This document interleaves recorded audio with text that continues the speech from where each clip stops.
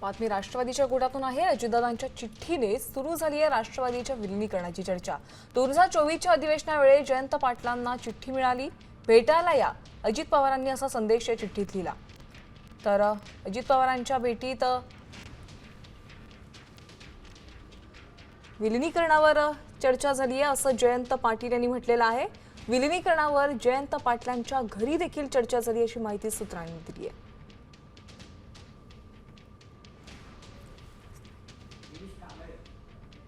या संदर्भात अधिकची माहिती जाणून घेऊयात प्रतिनिधी गिरीश कांबळे यांच्याकडून। गिरीश, अजितदादांची चिठ्ठी मिळालेली आहे अशी माहिती समोर येते आहे, काय अधिकची माहिती आहे?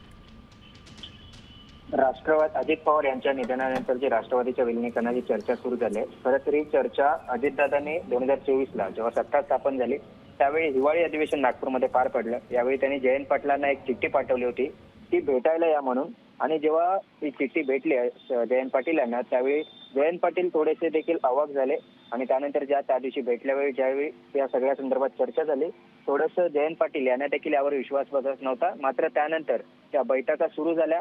मग अजित पवार यांनी जयंत पाटलांना माहितीसाठी आपण पाहतोय आता विलिनीकरणाच्या चर्चेला आणखीन उधाण आलेलं आहे।